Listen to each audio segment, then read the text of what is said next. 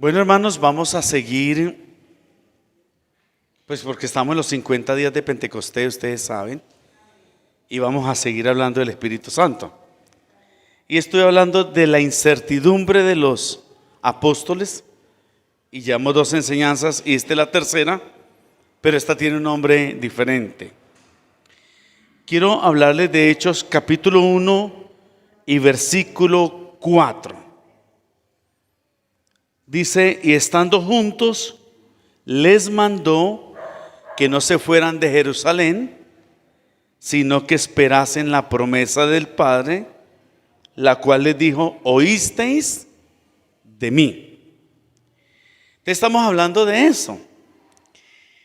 Y a mí esto tiene un trasfondo, este mandato del Señor. Porque el Señor les dijo que no se fueran de Jerusalén. Y de esto vamos a hablar más adelante. Y le dijo el Señor, ¿por qué les dijo eso? Porque en repetidas ocasiones, e inclusive más adelante, el Señor les dijo que se fueran. Por ejemplo, el versículo 8. Pero recibiréis poder cuando haya venido sobre vosotros el Espíritu Santo, y me seréis testigo en Jerusalén, donde estaban, en Judea, en Samaria y hasta lo último de la tierra. Así que esta es la 5ª vez, y más adelante vamos a mirar las otras, pero por ahora no. La 5ª vez que el Señor les dice que se tenían que ir de Jerusalén. 5ª vez. Y el Señor, como sabe que les ha dicho todo eso, les mandó que no se fueran de Jerusalén, como dice el versículo. No sin antes de recibir una promesa especial, llamada la promesa del Padre. Y dice, la cual les dijo: oísteis de mí. Y esto, oísteis de mí, significa que el Señor le había estado diciendo por repetidas ocasiones esta promesa. Entonces yo considero que esta promesa, el cual habla del poder del Espíritu Santo, del bautismo en el Espíritu Santo, es muy importante para el Señor. Primero porque fueron sus últimas palabras aquí en la tierra, y como les decía, yo considero que uno habla sus últimas palabras y deben ser muy importantes. Y les dice que no se podían ir sin recibir esta promesa. Eso es importante. Y eso, oísteis de mí, significa que el Señor les había dicho una y otra vez y otra vez y otra vez. Yo le llamo la reiteración del Señor. Señor hablándole, mire, de esto, de esto, de esto. Y cuando el Señor menciona un evento, una situación, una circunstancia 2 veces, es muy importante. Y más si 2 veces es más importante. Y otra cosa que me llama la atención es que es una promesa especial, llamada la promesa del Padre. Es la única promesa de las 3,000 promesas que hay, que dice la gente. La verdad yo no me he puesto a contarlas, que se llama así, la promesa del Padre. Así que quiero empezar hoy hablando de lo que es la promesa, para después, obviamente, hablar de la promesa del Padre. Entonces yo me puse a mirar en el diccionario qué es promesa. Y miren lo que dice lo que es promesa: expresión de la voluntad de dar a uno o hacer por él una cosa, y también como augurio, indicio, señal que hace esperar algún bien. Entonces la promesa es algo que yo hablo de dar algo, o que alguien me dice a mí que me va a dar algo, y eso hace que yo espere eso. Porque las promesas hacen eso. ¿Qué hacen las promesas? Nos sostienen, nos dan esperanza, renuevan nuestros ánimos. Eso hacen. Y yo no sé por qué uno tiende a creer en las promesas. Porque uno da por sentado que la promesa dicha es una garantía que así va a suceder. Como cuando le dicen a uno, yo tengo un trabajo para usted, ¿sí, no? Como me dijo una vez una hermana, me dijo, pastor, yo estoy esperando un dinero, no es de esta iglesia. Estoy esperando un dinero y la demora que me salga el dinero, que yo le voy a dar a usted una gran bendición. A usted y a otro pastor, y me lo mencionó. ¿Qué hace eso? Uno se pone contento, ¿sí, no? Oh, yo le dije, ¿verdad? ¿Usted va a hacer eso por mí? Dijo, sí. Eso hace unos años ya. Varios años ya. Pero eso lo alimenta a uno. Y uno se siente bien. Y es más, uno puede ir hasta más allá porque uno puede hacer hasta planes, ¿no? ¿Cuánto me va a dar? Eso como que le renueva a uno las ilusiones, ¿no? ¿Cuánto me va a dar? Ella habló de que me iba a dar una gran bendición. Dijo, yo estoy esperando eso, pastor. Yo también. Yo quisiera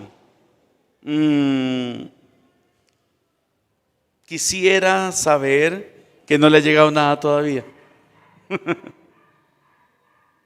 Pero eso hace las promesas. Tranquilo, cuente que ese trabajo es para usted. Oh, yo me voy a casar contigo, ¿sí? ¿No? Son promesas. Entonces, las promesas hacen eso, ¿no? Y nos alimentan. Y uno también lo ha hecho con los demás. Pero cuando uno dice la promesa, al cumplimiento pasa un gran trecho. Pasan muchas situaciones porque no todas se cumplen. No todas. Y yo pienso que cuando uno dice las promesas o le dicen a uno una promesa, lo hacen con la mayor sinceridad del mundo. Pero pasan las cosas. La amistad se deteriora. Lo que iba a llegar no llegó. Pasó una calamidad doméstica. Se gastó el dinero en otra cosa.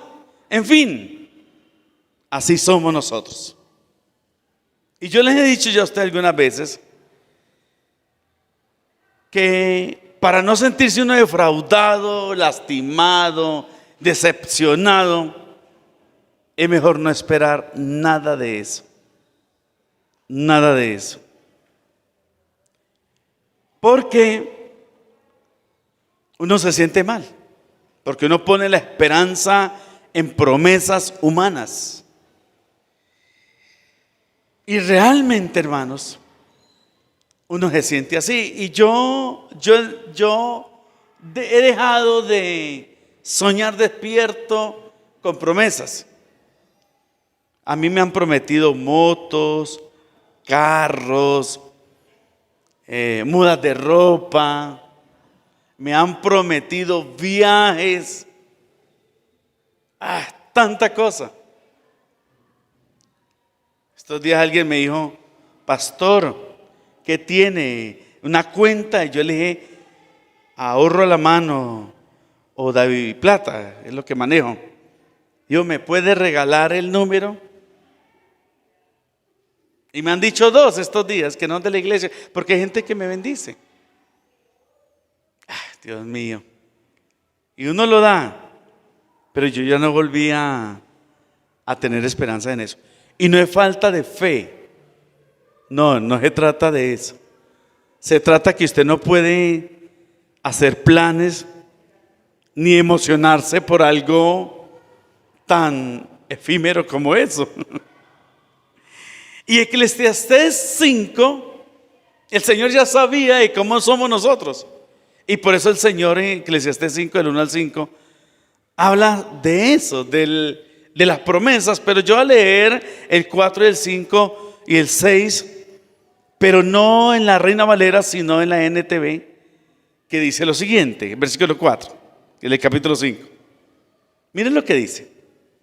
Porque nosotros hacemos promesas a los demás y le hacemos promesas a Dios, ¿sí o no? A Dios. Y Dios habla en cuanto a Él. Vea, cuando le hagas una promesa a Dios, no tardes en cumplirla, porque a Dios no le agradan los necios. Dios considera a alguien necio cuando no cumple. Cumple todas las promesas que le hagas, a pesar de las circunstancias, a pesar de eso, a pesar de lo que suceda. Dios me insta que yo debo cumplirle.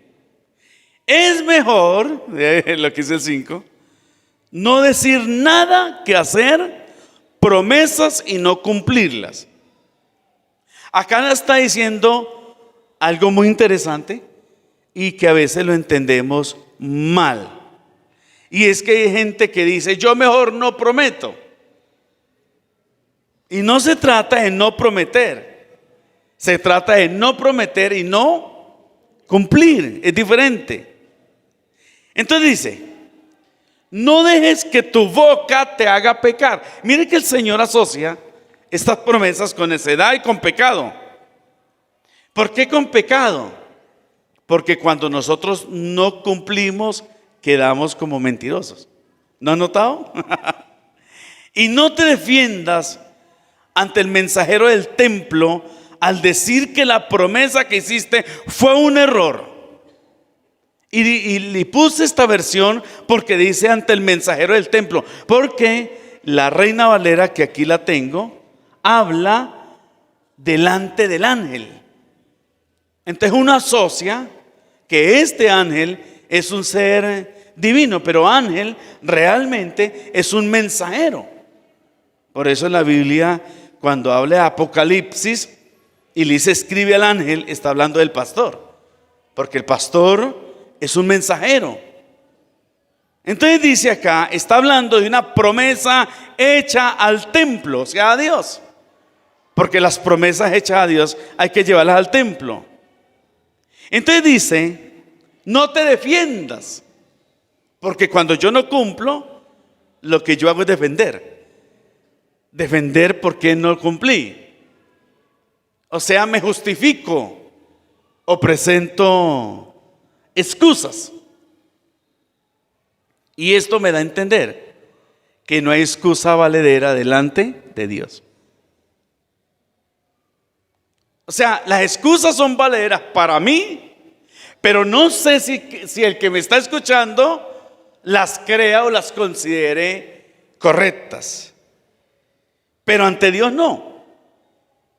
O sea, Dios dice, me cumple. Y dice el Señor, esta actitud o esa actitud, o sea, de presentar excusas, enojaría a Dios y quizás destruya todo lo que has logrado. Imagínense eso. Pero dice, y quizás cabe dentro de la posibilidad que el Señor destruya todo. ¿Eso qué significa? Que nos puede ir mal. Entonces, hermanos, quedamos como mentirosos, como necios, pecamos y eso trae consecuencias en cuanto al Señor. Las promesas hay que cumplirlas como sea. Y cuando no se puede, realmente que sea una validación, hermanos, porque es que yo puedo engañar a todo el mundo. Yo puedo decir, qué pena con usted, no le pude cumplir porque me pasó esto, pero Dios sabe si eso es cierto o no es cierto, más que nosotros mismos. Porque yo puedo poner un evento para justificar el faltar una promesa, pero Dios sabe Si lo que yo estoy haciendo para justificar realmente es viable o yo podría hacer un esfuerzo. Como no pude ir al culto. Acá todos los servidores tienen que mandar un mensajito diciendo por qué no vienen. ¿Por qué hacemos eso? Para después no estar el otro día, ¿por qué no viniste? Entonces uno pierde tiempo, es el uno, ¿por qué no vino? ¿Por qué no vino? Que eso es lo que me toca con varios, ¿qué pasó? Y cada uno presenta. Entonces el liderazgo me hace a mí descansar en ese aspecto, porque me dice antes por qué no viene o por qué no vino. Entonces me ahorra más trabajo. No es que uno quiera andar detrás de la vida suya, porque no, porque realmente ni es que nos quiera o que nos tenga que pedir permiso, jamás. Pero la vida está llena de eso, ¿no? De uno informar, o el trabajo, o cuando usted no le cumple a alguien. Esa excusa que yo presento, no porque me trasnoché, porque estoy cansado, porque estoy enfermo, ¿son valederas? Claro, son valederas. Pero Dios sabe nuestra capacidad. Y Dios sabe si esa realmente es una justificación o simplemente es una excusa. Y como dice la palabra, Dios no puede ser burlado, ¿verdad? ¿Sí me estoy dando a entender? Dios no puede ser burlado. Nuestros hijos sí que saben de eso. Y los hijos saben de las promesas. Y a los hijos hay que cumplirles, así la promesa sea mala. Usted dice, mire, yo le voy a pegar cuando llegue a la casa. ¿Y usted qué es lo que tiene que hacer cuando llegue a la casa? Pegarle.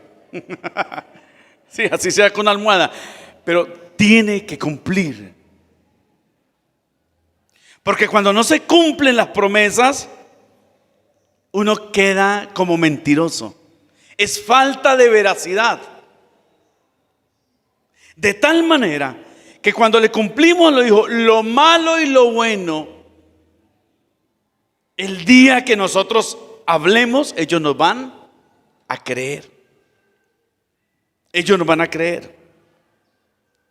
Entonces aquí entra en acción Dios. Y quiero hablar de tres cosas de Dios. Quiero decirles que Dios cumple sus promesas por su esencia. Es el único que cumple todas las promesas, ¿o no? Todas. Y la Biblia nos habla de él como el cumplidor por lo que Él es, porque es Dios. Como dice varias citas bíblicas, Dios no es hombre para que mienta. Porque Dios nos da la garantía en el sentido de que no es humano. Porque Dios ya sabe que los humanos fallamos, que los humanos prometemos y no cumplimos. Entonces Él empieza en número 23, 19 y 20 hablando de eso. Dios no es hombre para que mienta. Así que por el hecho de ser Dios es una garantía de que nos va a cumplir el Señor. Él no miente. Ni hijo de hombre para que se arrepienta. Él dijo y hace unas preguntas. ¿Y no hará? ¿Habló y no lo ejecutará? He aquí he recibido orden de bendecir, dijo este hombre. Él dio bendición y no podré revocarla. Hay un contexto para esto, obviamente. Pero lo que yo quiero mostrarles es que aquí se muestra que Dios no es hombre, porque los hombres somos dados a eso. Y dice, Tito 1:2 dice, en la esperanza de la vida eterna, la cual Dios, que no miente, prometió. Y sigue hablando el versículo. O sea, Dios no miente. Es decir, vuelvo y reitero, que el que no cumple la promesa, para Dios es un mentiroso. O así uno queda ante la gente, es un mentiroso. Eso ya es pecado. Y Hebreos 6:18 habla algo espectacular. Para que por dos cosas inmutables, pero algún día hablar de esas dos cosas inmutables, en las cuales es imposible que Dios mienta. Dios no puede mentir, es su esencia. Y 2 Corintios 1:20 dice, porque todas las promesas de Dios son en Él sí y en Él amén. O sea, las va a cumplir. Y entonces viene la pregunta, entonces ¿por qué ciertas promesas de Dios no se cumplen? Y no es por Dios, es por causa nuestra. Algo está pasando porque todas las promesas de Dios tienen un principio, tienen una obligación, tienen un requerimiento. Y si no lo hacemos, no llegarán. Esa es la diferencia.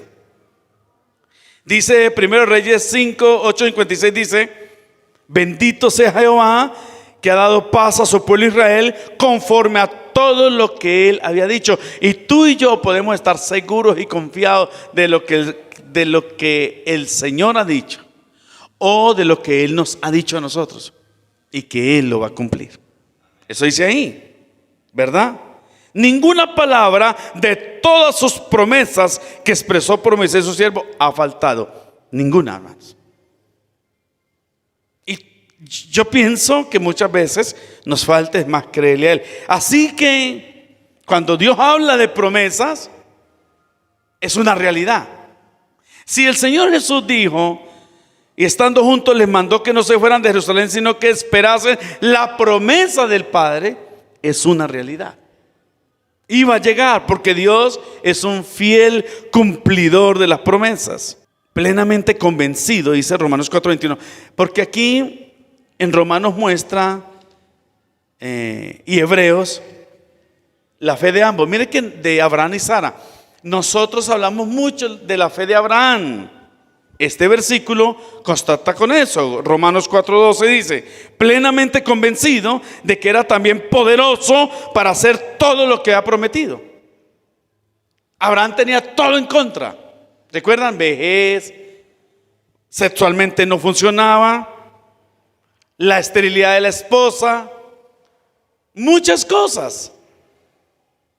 Pero Dios le ha prometido un hijo y luego cumplió el Señor. Y él dijo, o la palabra habla de él, dice que él estaba plenamente convencido. No solamente por el hecho de que Dios lo había dicho, digámoslo así, como digo esto, sino que él sabía que por el hecho, de ser Dios, era poderoso. Es que ser Dios es poderoso. No cualquiera es Dios. Es más, no hay dioses, hay un solo Dios poderoso. Y que Él es poderoso para hacer todo lo que había prometido. Pero uno habla solamente de Abraham, pero de Sara pasa lo mismo. Hebreos 11:11. Por la fe también la misma Sara, mire, siendo estéril, recibió fuerza para concebir y dio a luz aún fuera del tiempo de la edad, porque creyó que era fiel quien lo había prometido. Note eso. Tremendo, ¿no? Sara también tenía fe. Uno habla solamente de Abraham, hermanos, y las predicaciones de fe sobre Abraham, pero aquí nos muestra que Sara creyó porque sabía de que Dios era fiel. Sabía que el que lo prometió iba a cumplir. Lo que Dios promete, lo cumple. Así de sencillo. Entonces Dios promete o cumple porque es Dios. Lo segundo que quiero decirles es que las promesas de Dios abarcan todas nuestras necesidades. No hay ni una necesidad física, emocional, espiritual, social, familiar, hermanos, que se quede por fuera de las promesas de Dios. Dios es Dios. Y usted mira en la palabra y usted encuentra promesas de sanidad física, sanidad del alma, de restauración, de protección, de victoria, de prosperidad y muchas más. Promesas hay por montones y saber que Dios las cumple es maravilloso. Porque Dios es fiel, ¿o no? Fiel con nosotros. Efesios 1:3 dice: bendito sea el Dios y Padre de nuestro Señor Jesucristo, que nos bendijo con toda bendición espiritual en los lugares celestiales en Cristo Jesús. ¿Con cuántas bendiciones nos bendijo el Señor? Con todas. Porque las promesas de Dios nos bendicen. Me gusta lo que dice 2 de Pedro 1:4, por medio de las cuales nos ha dado preciosas y grandísimas promesas. ¿Cómo son las promesas? Preciosas y grandísimas. No sé, yo veo un futuro asegurado de parte de Dios. Ahí están las promesas, como cuando usted entra a un supermercado y usted quiere comerse algo dulce y usted va a la sección de la dulcería y a escoger se dijo. Ahí están. Solo tiene que escoger. Y no solamente eso, sino que en el Nuevo Testamento las promesas, por ejemplo, apuntan a la dignidad de los hijos de Dios, a la herencia, al reino, a la vida eterna, a todo, hermanos. Me parece maravilloso. Entonces, las promesas de Dios abarcan todo el paquete, todas nuestras necesidades.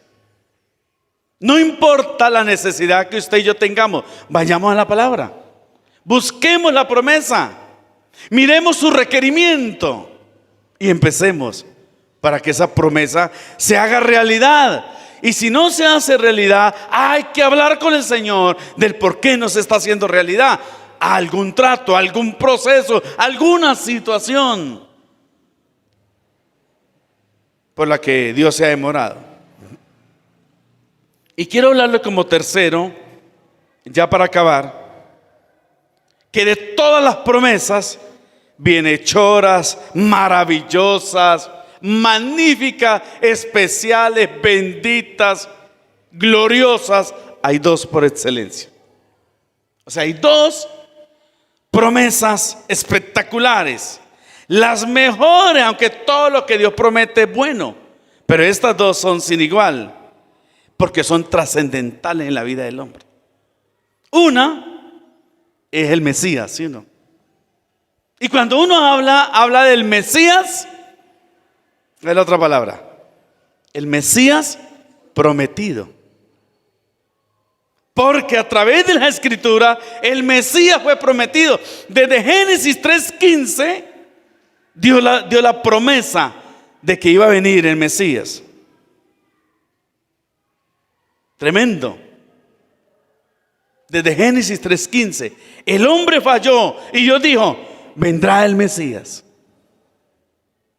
Y usted mira a través de la Biblia, el Antiguo Testamento habla de la llegada del Mesías. Los evangelios, bueno, el Antiguo Testamento hablan de los preparativos para el Mesías. Los evangelios hablan de la llegada del Mesías, como sí. Hechos habla de la expansión del mensaje del Mesías, y las epístolas hablan de la explicación del mensaje del Mesías, y Apocalipsis nos habla que el Mesías volverá otra vez. ¿Ve? Esa es una de las más grandes promesas que hay. El Mesías. El Mesías era difícil ese cumplimiento de la promesa. ¿Por qué? Porque tenía que nacer a través de una mujer virgen, imagínense. ¿Nació? Sí. Eso muestra que para Dios no hay nada imposible, porque la promesa del Mesías abarca las cosas. Que Dios se hizo hombre, imagínense. Que nació a través de una mujer virgen. No, terrible. Pero Dios, cuando promete, lo cumple. Y la segunda promesa está en Hechos 1:4. Y estando juntos les mandó que no se fueran de Jerusalén, sino que esperasen la promesa del Padre, la cual les dijo: oísteis de mí. Así que la segunda promesa por excelencia es la promesa del Padre. Y es la única promesa, como les decía, que lleva ese nombre: la promesa del Padre, ni siquiera la del Mesías. Es esta. debe ser demasiado importante para ser catalogada como tal por el Señor mismo.